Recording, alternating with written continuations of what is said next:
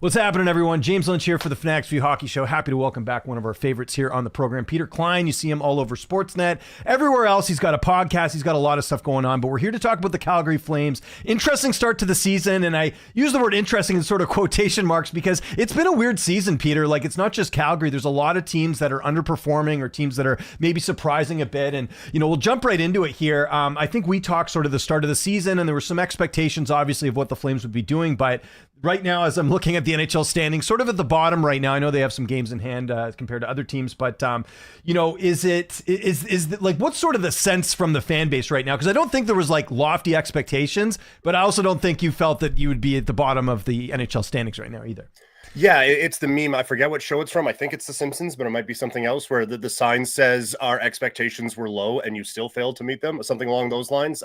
It's been brutal for Calgary, and the fan base is very frustrated. And it didn't help when the reports came out around Nazem Kadri's 1,000th game. Murray Edwards was making a very rare appearance in Calgary, and apparently told every reporter that would listen that he likes the core. He doesn't see the need to blow this thing up and still thinks that they can go forward with it. And I think at that point, there was certainly a segment of the fan base, I would suggest a majority of the fan base, certainly the loudest part of the fan base, that got very frustrated very quickly. This is and full panic button mode now. There hasn't been much positive to hang your hat on with this team this year. Dustin Wolf, who was an amazing story last year, has been good, but he hasn't been the same dominant force that he was from a season ago. If you were to pinpoint, like if we were giving out the blame pie for why this season has gone so poorly, Wolf gets a very small sliver of it, but that was a fun part of it from last year, is that he's doing this great thing. Zane Parekh, number one prospect, called up, gets makes the team out of camp, and then he's in the lineup, and he's not in the lineup, and he's out, and he's in, and now he's hurt. And so all the fun that you had from last year is gone, and now you just have a rather lifeless hockey team that is at the bottom of the NHL standings right now. Yeah, it's tough. And again, like, I see kind of both sides of it because, obviously we've seen rebuilds that haven't gone according to plan. Look at what's going on with Buffalo right now. But at the same time, like, I think it was sort of like the whole, you guys were selling like 2 years ago with the, Lindholm trades and Zadorov and all that. And it sort of looked like that was the direction the team was going. And it's just weird now that they're kind of, changing course at this point. Is it extra frustrating, I imagine, when you have a guy like Nazem Kadri, who I know, like, everything that I'm hearing, like, he's beloved by the city. Like, he, I'm sure a lot of fans, like, respect and love what he's done for the team, and if he wanted to finish his career, that's great. But what are teams looking for right now? They're looking for centers, and I just, I have to imagine that there's got to be a lot of frustration from the fan base when you probably could get a good haul for a Nazem Kadri, who is very appealing on the market right now.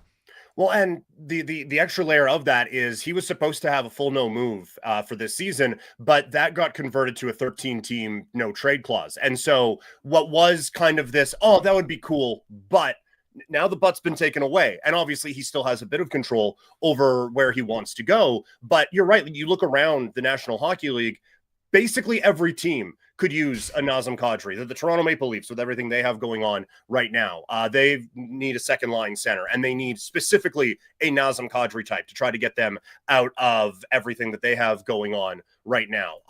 Colorado, Winnipeg, all of those things. Every team needs a Nazem Kadri. And when you are looking at what the Flames have kind of left to trade after the sell-off of a couple of years ago, he and Rasmus Andersson appear to be the last pieces that could get you a really good haul. The rest would be a 5th-round pick for a Joel Hanley and something like that, like one of those deadline moves that comes in an hour and a half after the deadline is actually done and they're just waiting in the queue. So there's a lot of frustration. And again, nothing has been said from Kadri. He has been everything you would want him to be. He's been a great mentor for the young players on the team. He has embraced being a Calgary Flame. The start of his time with the Flames was an awkward one with Daryl Sutter being here and no one having a good time with that. So he has handled everything here so professionally. But yes, like if he became available, and he should be, if that happened, he is number one on every trade board everywhere because of how important he would be. Proven winner, fills a position of need for 95% of the National Hockey League, and is just someone that really can help you win.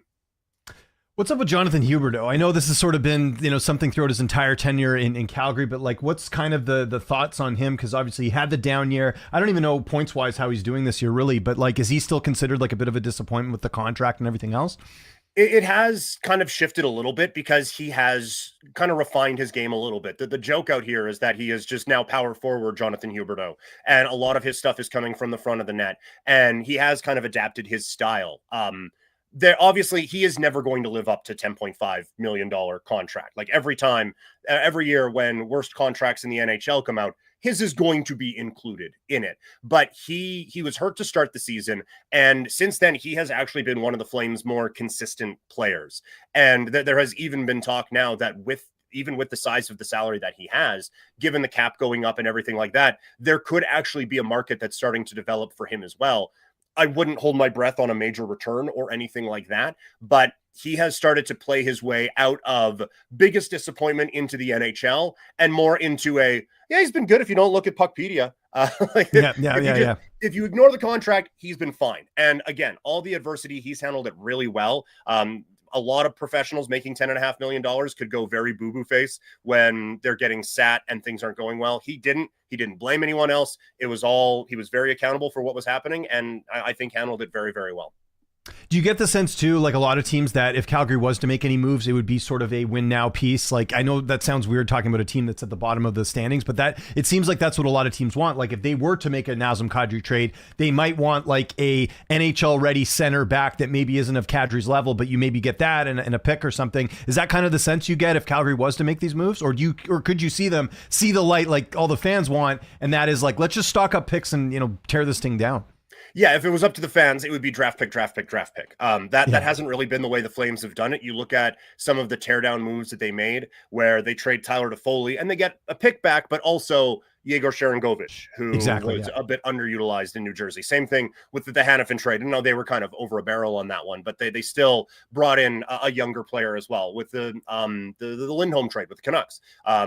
They bring in a Brustavich and a couple of other pieces along with some draft picks as well. So yeah, I don't think it would look like an NBA trade where there's 18 draft picks thrown in. I think it would be high level draft pick and cuspy ready young NHL player would kind of be what they would be looking for.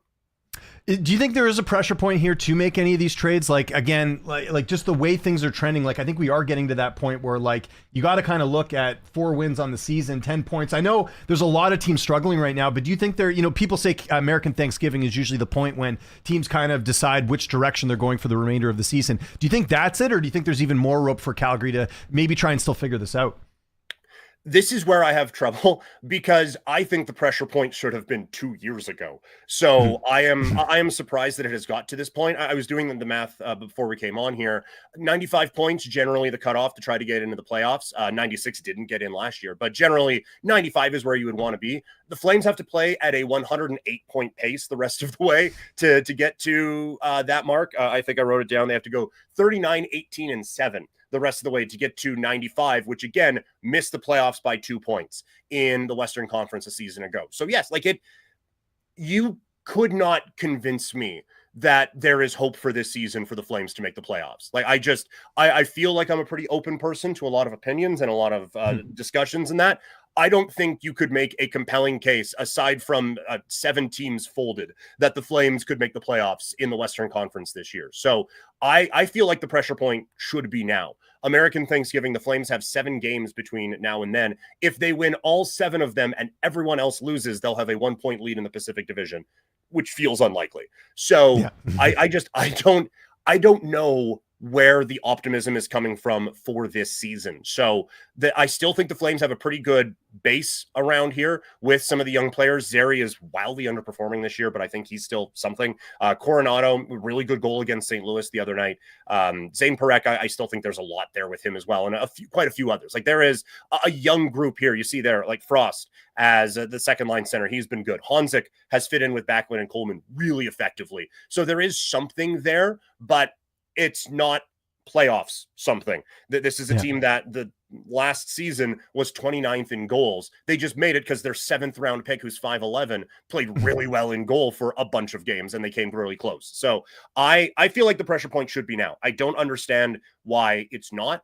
I get that other teams like to see what they have, everything like that.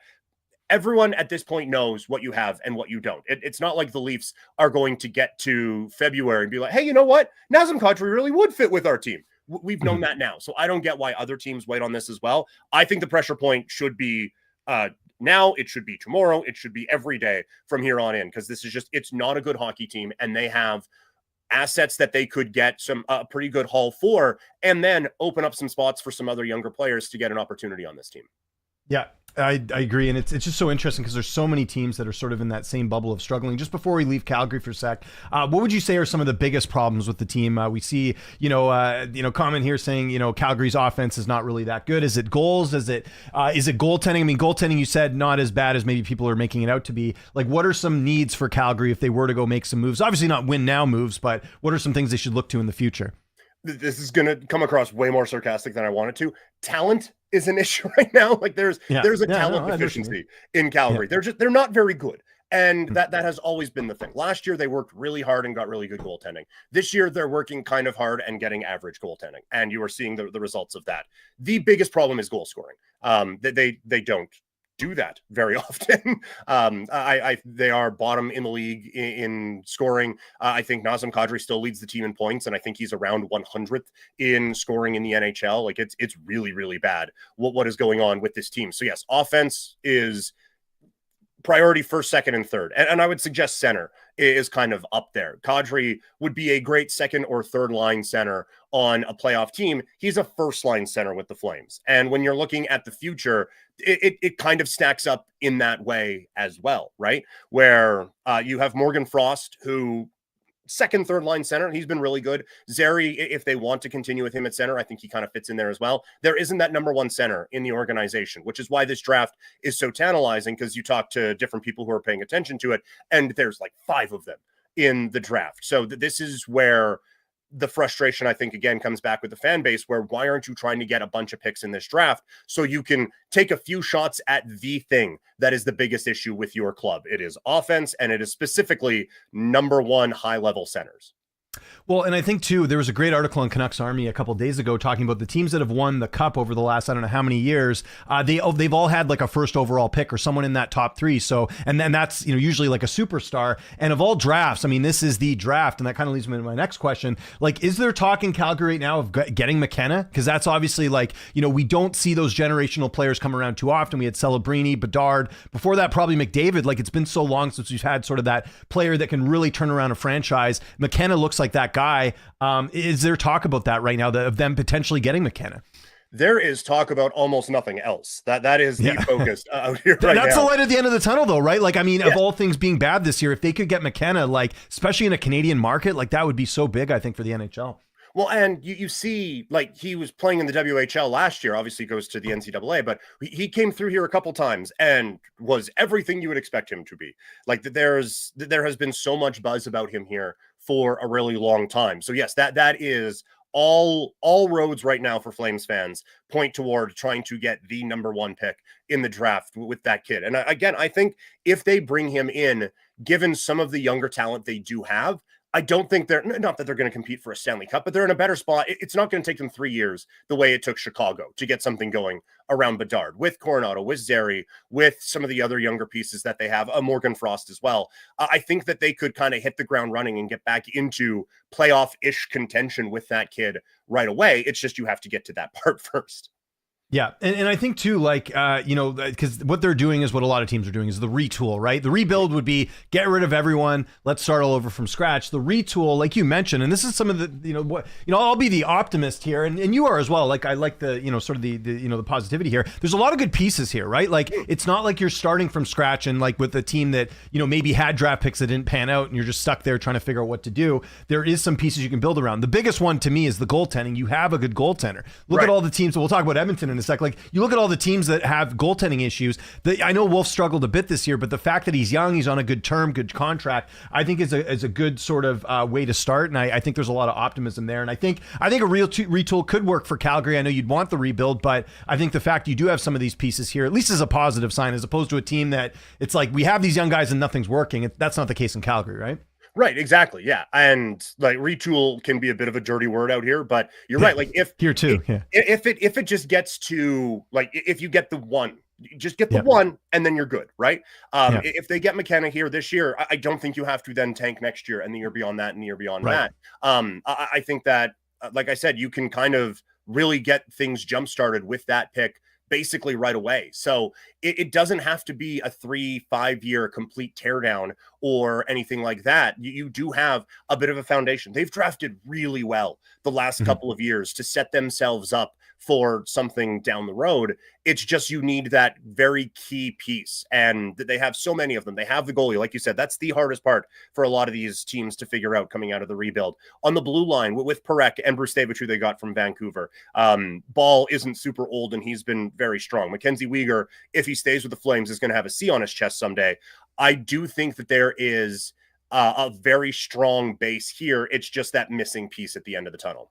Yeah, totally agree. And great comment here from John, who John's my guy when it comes to NCAA hockey. He follows it more than anyone I know. And he says McKenna over a point per game in the NCAA in his draft year. He's been pretty good at times and looks dominant. And that's what you want to see. Yeah. And this is, it just gets more excitement. Like one of the fun things right now, I don't know how you feel, is like this Macklin Celebrini and Connor Bedard like race that's going on in the scoring lead right now. It's pretty cool to see that like they're coming into their own at sort of the same time. And we're seeing both San Jose and Chicago have success. Sucks for our teams, right? Like Vancouver and Calgary, because they're behind the 8 ball. But at least that's something encouraging that we kind of are seeing a changing of the guard. Just last thing on Calgary, you mentioned Brustavich, who was in the Lindholm trade, which, the Canucks fans sort of cope, by saying, well, he would always be behind Quinn Hughes. Well, Quinn Hughes is not going to be here much longer the way things are going this season. So there's that. But how has he been? Because I know last year put up some, I think, pretty good numbers, and I think it was some decent numbers in the AHL. Does he seem like someone who's progressing along in the right way? Yeah, he does. I think you could have made a bit of a case to say he was one of the better 6 defensemen in training camp for the Flames. His path to the NHL is certainly blocked right now. They were having trouble getting Parekh in the lineup anyway, and Brustavich is also a right shot. When you look on the right side with Rasmus Andersson, Mackenzie Weegar, Pahal there as well, they've kind of experimented with Pahal and Weegar both playing on the left side too, to see if they can open up that space. But there is no doubt around here that Brustavich is a very big piece of the future for the Flames, and he has progressed in the way that you would want him to. And I have no problem with him getting another year in the American Hockey League and really refining everything that he has to. He's not a finished product. He could play on this team right now, but he's not a finished product. So let him continue that development. But yes, people are very excited about the thoughts of Brustavich and Pahal on this blue line for the next decade or so. Also wanted to ask about Samuel Honzik. I got to watch him a little bit here in Vancouver when he played for the Giants. It seemed like a lot of promise. The fact that he's a mainstay, I think, is a good sign. Obviously a high pick, but what have you made of him and his development? Is he someone that is sort of panning out the same way like I just sort of described there? He has been probably my favorite Flame to watch this season. Oh, cool. Nice. Now he's with Backlund and Coleman, who get the most out of everyone, but he has fit in with those guys so effectively. And you've heard a couple of times BX going on talking about Sharon Govich's lack of effort and everything like that. That has been an issue for a few players on this team. It hasn't with Honzik. He has been relentless on the forecheck, and that line has been the only line that's been consistent with the Flames, and it's been the only one that's been consistently tough to play against. He has been just a rock star going in on the forecheck, doing all of the dirty work, those sorts of things. You would like to see it get rewarded a little bit more, but he has played that role really, really effectively. So no, I have 10 out of 10 no notes for Sam Honzik so far this year.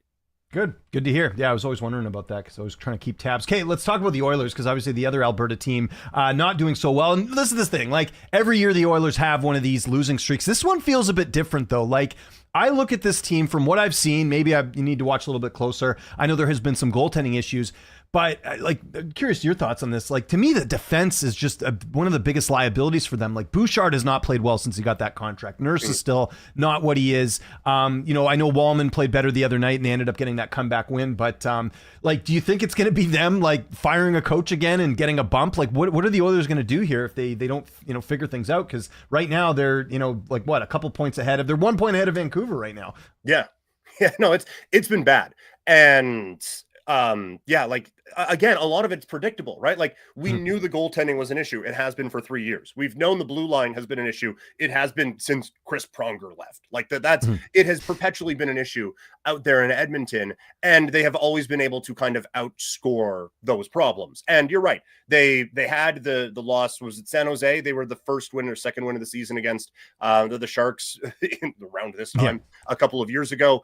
Last year they had a bit of a dry spell as well, and they always seem to come out of it. But the one thing last year when they were going through a bit of a dry spell, McDavid was also having, to his standards, a bit of a downtime as well. But you look at like that ridiculous backhand goal he scored the other night. Like he's playing very well. But the blue line is a problem. And the issue that they have is that you're basically relying on Matthias Ekholm to be that rock to just solidify everything. And while he has been everything you could want and one of the better trades they've made, he is aging and does not play a style that ages well. So you worry about that crumbling and just everything else falling apart because Nurse isn't that good. Bouchard is very good at what he does, but that part of it is limited as well. And Wallman kind of peaks at, yeah, he's okay.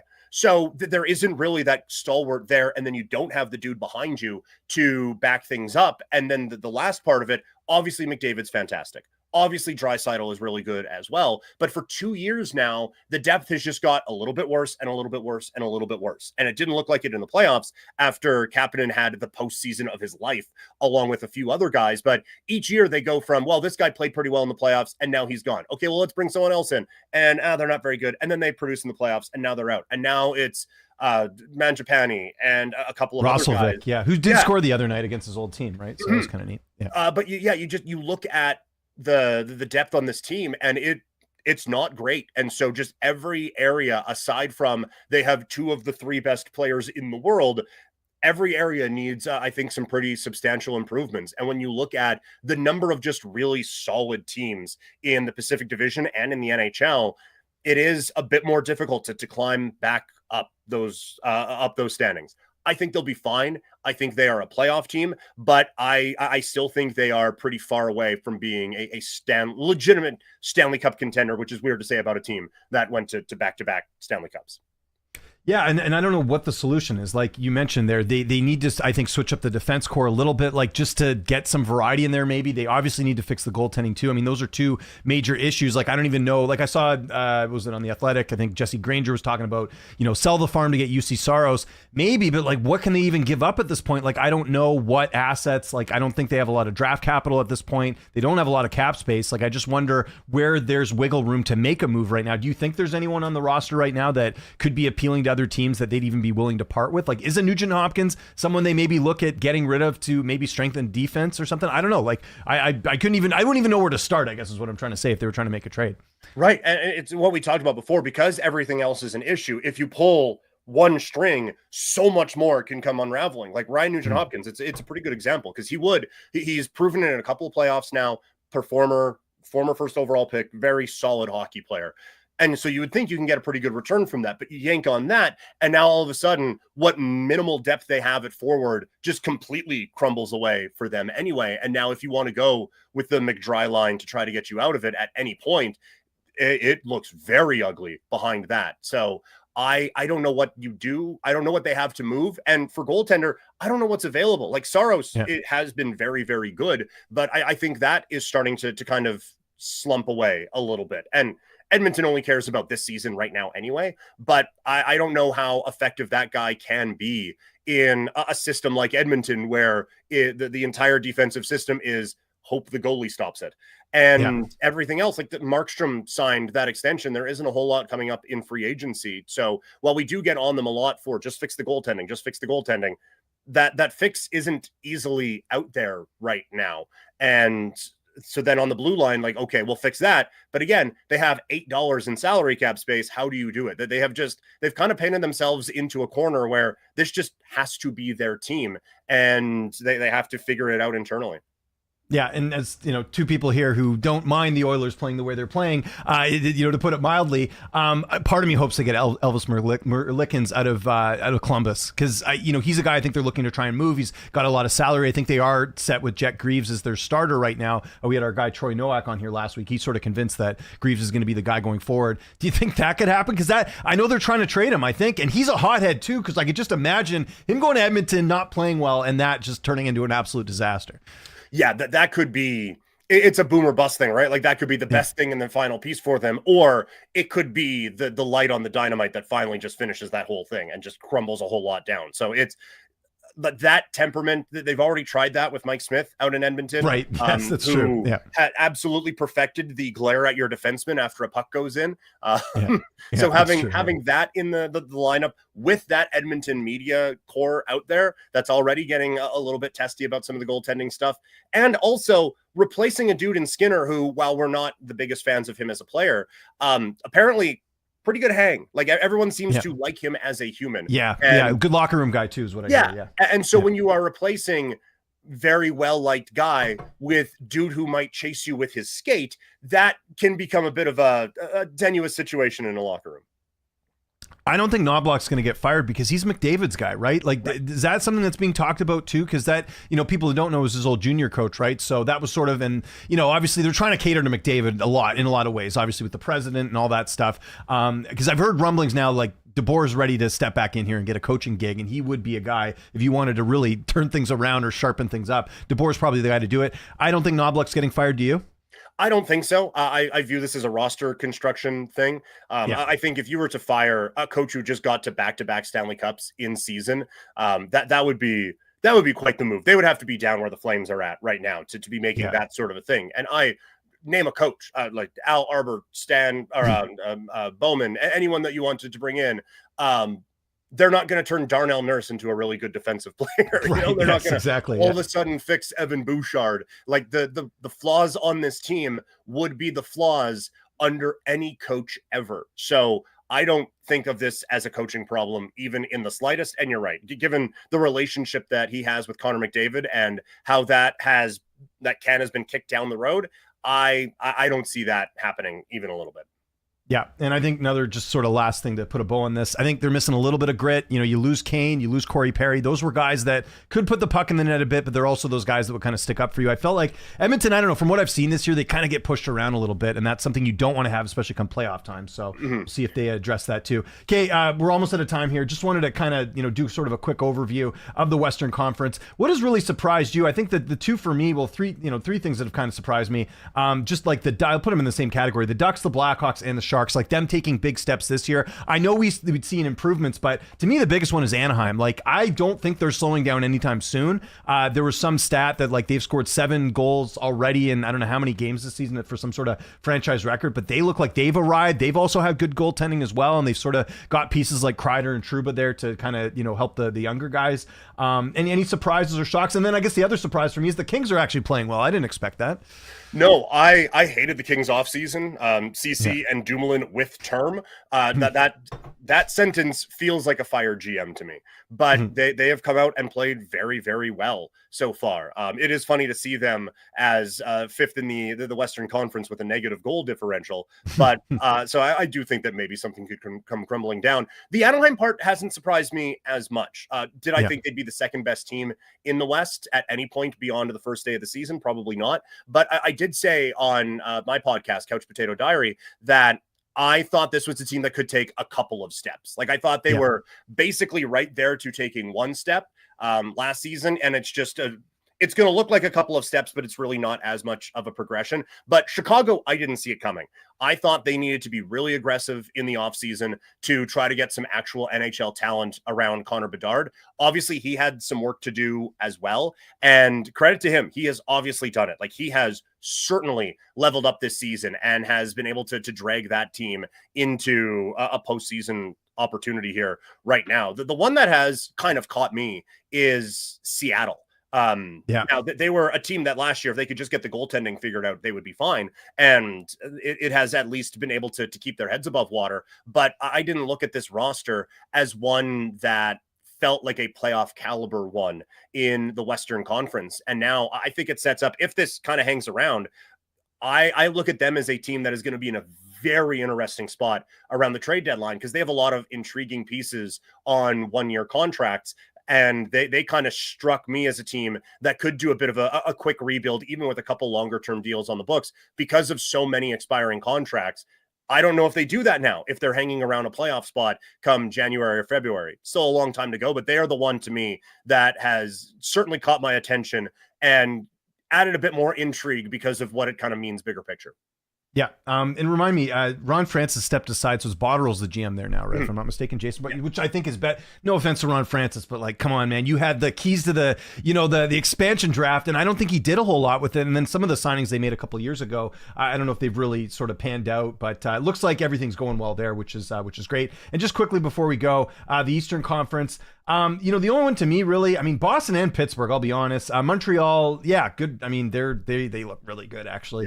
Yeah. But yeah, I think for the most part, like I kind of expected a lot of the teams you're seeing here, not the Leafs where they are. The Leafs have really taken a nosedive, and I'll go on record saying it's not because of Marner. I just think that Matthews is he's talk about regression. He's a guy, and I saw he got injured last night too. What about the East? Any surprises? Things that caught your eye, so to speak? It has to be Pittsburgh. There was zero signs of life coming from that, aside from Sidney Crosby being very, very good still somehow at his age. Everyone else had regressed. Everyone else seemed like they had kind of aged out of their prime. And now here they are as the fifth seed in the East with a phenomenal goal differential right now. I still don't necessarily buy it. I don't view this as a playoff team and think a lot could still happen around there. So yes, that certainly surprises me.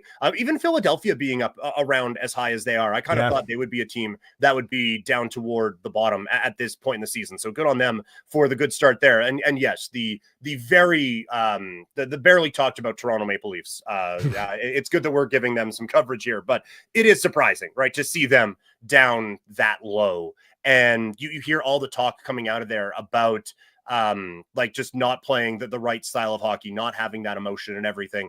I understand they've kind of beat the regular season part of the video game. It's just the playoffs that they have to do now, but you still have to get there. And I do think that they are treating this a little bit more as if they are a team that had accomplished more than they have. So they are the one that is down there that is surprising me the most. And to tie it back into the Calgary perspective, I do think that they should be calling the Flames every day about Nazem Kadri, and Conroy should be calling them every day about Nazem Kadri as well. Yeah, I agree. And there's obviously that relationship with Brad Tree Living running shop there. He's the one who signed Kadri when he was in Calgary. So a lot of interesting things there. Peter, you're the best, man. This is a lot of fun. Thanks so much for stopping by and doing this. Just let my audience know anything you got coming up, where we can find you on all your platforms and everything else. And I'll give you the floor here. Yeah, you can find me on social media. I am at Primetime Klein, Klein. You can find me on every social media platform there. I have my own YouTube channel, youtube.com/@CouchPotatoDiary, or you can just search Primetime Klein. It's there as well. I have the Couch Potato Diary podcast. It runs daily wherever you get your pods, and I'm on Sportsnet 960 The Fan here and there. Every now and then bouncing around back at the place where I used to be full-timer there. So it is always busy around these parts, but always enjoy these chats, man. This was a lot of fun to get to vent my frustration about the local team to a wider audience. Yeah, and I think we'll be doing the same probably when I get you on here next time, probably talking about the same stuff with Vancouver and Calgary. Peter, you're the best. Thanks a lot, man, and we'll talk again soon. All right, see you. So there you go. Peter Klein joining us here on the program. One of my favorites. And it's good for me too, because, I like the Flames. Like I've never been like, the Oilers are a different story. I've mentioned this before in the streams, but the Calgary Flames, I'm kind of rooting for them. Like I hope I would love it if they got McKenna. What I don't want to have happen is, this generational player goes to some random team. Like, Chicago, I'll be honest, not super happy that Bedard's playing for them, considering, just so many things with Chicago, the rivalry with Vancouver, the scandal, the allegations with the Chris Beach situation or Kyle Beach situation from years back. That doesn't sit well. I don't mind Celebrini being on San Jose. San Jose is a team that's never won a cup. Like, I think it's intriguing to see what happens there. But yeah, I just don't want, I'm just looking at the standings now. Like the only other one I wouldn't mind if they got McKenna is the Buffalo Sabres. Like I've said this before, they came into Vancouver, they came into the NHL the same time as Vancouver. I kind of feel like they're the Eastern counterpart, although Buffalo's actually attempted a rebuild and then it hasn't panned out for them. So I wouldn't mind Buffalo getting them. And just looking at the West right now, no offense, Billy, but I think St. Louis has had a few first overall, but not Nashville. My God, I don't want Nashville to get McKenna. That would be terrible. Nashville should be sellers, though, here soon. But anyways, let's get to some Canucks stuff here. I always got to talk a little bit about it there. I didn't even talk to Peter about the game last night. Billy, you must be happy if you're still watching right now. The Blues getting another win here. They take out the Flames 3-2 at home. You got to love that. with St. Louis, trying to figure things out a little bit. We know Doug Armstrong is working the phones right now, the GM, trying to make some moves, but right now things are looking great. Just looking at some of the results from last night, the Kings beating Canadians at home, that's a big win. I told you the Kings have surprised me a lot. I was ready to, sort of mock Ken Holland for some of those offseason moves. Doesn't really matter there. Capitals, big win over the Hurricanes. Always love seeing the Hurricanes lose. The Bruins beating the Maple Leafs. The sky is falling in Toronto. You should have heard. I was on the, just on my way here, listening to the Fan 590 show. Like, it's not sounding too good in Toronto right now with what's going on. Stars getting a win over the Senators in overtime. That's good. The Sharks again getting another win. You can't not love the Sharks, the Blackhawks, these younger teams and then the Ducks that are really making their mark. Saying that, though, the Ducks lose at home to the Avalanche last night and the Jets beating the Canucks last night. So if you didn't see the Jets and Canucks game, John, I know you're in here. Fairly competitive game. Quinn Demko leaves partway through the game. And the thing that's really annoying the fan base right now is that, Demko hadn't played in a week. They said it was just a maintenance thing, but then he didn't play on the weekend. So people are like, okay, are you just lying to us? Like, what's going on here? And then he goes into the game last night and leaves. And they're, adamant, Frank Saravalli with a report this morning saying it's not related to the knee. Either way, this just has been a cursed season. And, here's the thing, like, even if it wasn't a cursed season, even if everything went well, I still don't think this is a team making any noise in the Western Conference right now with the Canucks. It's frustrating because the fan base wants a rebuild. You can clearly see this mix of players it's not going to get it done. And, one of the things we were talking about on the morning on Sportsnet 650 on my way to the gym this morning is like they are getting offense. Like, one of the big concerns last year was they weren't scoring. They weren't getting shots on net. You look at last night, Hellebuck making 30 saves and 33 shots. Canucks, on the other side, making less than that. So they're getting the shots on net, but they're kind of shooting above their, their expected stats, right? If you look at like Kiefer Sherwood, I think is 11 points in 18 games or something. Like, that's not going to be sustainable. You look at some of the other players that are, going, like, I mean, we can even just look at the stats right now. Kind of what I'm saying is like the Canucks are overplaying, like their stats are, higher than what they're supposed to be with certain players like that are more role players than anything else. That's not sustainable, and they're still losing. Now, obviously, there is a lot of injuries. They're still missing Bluger. They're missing Lekramaki. They're missing, who else is out? They've got a number of players that are injured. Forbert hasn't been there. He's big on their penalty kill. But I don't know. It's just frustrating. And I think of all years to like throw in the towel, like this is something I talked with Peter about. This is the year to do it. This is going to be a really strong draft. Like you pick in that top 10, you're getting someone that could be, very significant to your franchise going forward. So I think a lot of Canucks fans right now that are watching this team are probably thinking if Hughes is not here, which I think at this point you can just assume Hughes is gone. And I don't blame him. This is a sinking ship at this point. Trade Hughes for whatever you can get. Sherwood, you trade him. You don't keep a guy like that. I love Kiefer Sherwood. I think he's been great for the team. He's a good locker room guy, identity player, but I'll just go on record saying that like you got to trade someone like that. He is playing above his expected points and all that. Get some value back for him. And then the rest of it, figure it out. Kane's going to be off the books next year. I don't know if he's going to stick around. Kind of like Calgary, there are some pieces here that you can build around. They're not going to be able to trade Pettersson. Demko, you're probably not going to be able to trade either. Like, I just think they do have some good pieces like Braden Coots, Mancini, Elias Pettersson, the defender. There's some promise there. There's some good pieces here. They just have to maneuver it around and figure things out a little bit because unfortunately, they're not going to do a full rebuild. They'll do a retool, which is what they've been doing since 2011, basically, and it hasn't really panned out. So, I think that's what's going to sort of happen there. Let's take a look at some of the games that are coming up here in the next little bit. Billy, finally a win. I know. I'm happy for you. Listen, I'm rooting for the Blues, Billy. I do want to see them do well. Because they're a fun team to watch. Okay, so today we got the Rangers and Lightning, Oilers and Flyers, Devils and Blackhawks. I mean, can the Oilers get a win here? They're on the road. The Flyers have been a little bit better, as we mentioned there with Peter. We'll see if they can take care of that. The Mammoth have actually been struggling a little bit. This looks like a win for them, though, there. Devils and Blackhawks should be a good tilt. New Jersey, top of the East right now. We'll see if they're able to continue their momentum here. And the Rangers and Lightning. Rangers finally won a home game the other day, but I think the Lightning have probably got their number there. Just kind of looking ahead here, some key matchups here. The Kings, again, very hot, playing the Leafs at home. Will the Leafs rebound from that loss last night? Couple good tilts here. Canadians and Stars, Capitals and Panthers. You've got the Jets and the Kraken, two teams that are, battling it out in the Western Conference. So you've got some interesting matchups. And one of the things we haven't really talked about in here is the condensed schedule with the Olympics. It is hurting certain teams. I mean, if you go on NHL.com right now, I'll show you guys. Look at all the injuries right now. I mean, maybe I'm wrong. You guys can let me know in the chat, but I feel like there's more injuries. Like, it seems like there's more injuries than usual. Matthews injured. Yossi's injured for Nashville. there's a whole bunch of players that are either hurt or playing hurt. It's a tough league right now. So that's kind of something to keep an eye on. And again, there's a lot of parity here. And the one thing I would suggest too is like, once we get to that American Thanksgiving, which is going to come up here pretty soon, I think you're going to see some movement here in some of these divisions. And if I had to make some predictions, I think Toronto will be a bit better. I think they will turn it around, just looking at the East. Florida's got to turn it around. I mean, Florida might miss the playoffs the way things are going, which would be crazy and understandable with the injuries and the fact they've been to the finals twice. And I do still maintain that Pittsburgh will decline a bit, but we'll see. And then in the West, I don't know. I think this is kind of what you're going to see. I'm not super, I'm not super amped. I think the Oilers will turn it around. I think Utah will turn it around a little bit too. The Knights will be in playoff contention too. I could see the Kings dropping out. I think Anaheim's in. I think they're going to make the playoffs this year. Now the question is who gets the other ones. But yeah, that's like Vancouver's not going to make the playoffs. Like right now, if you had to tell me what teams are better that are in the outside looking in, Utah, Vegas, like they would get in over Vancouver right now. So if you're not making the playoffs, like what are we even doing here? Start selling some assets off. So there we go. All right, guys, good show here today. Thanks for tuning in. I'll be back a week today. Maybe we'll get Avery on next week to see where the Oilers are at a week from now. Maybe cover our Alberta bases for the month of November or something like that. You can follow me on Twitter, TikTok, Instagram, @Lynch on Sports. This is the Fanatics View Hockey Show. Really appreciate you tuning in. I'll talk to you guys next week. Take care and have a good one.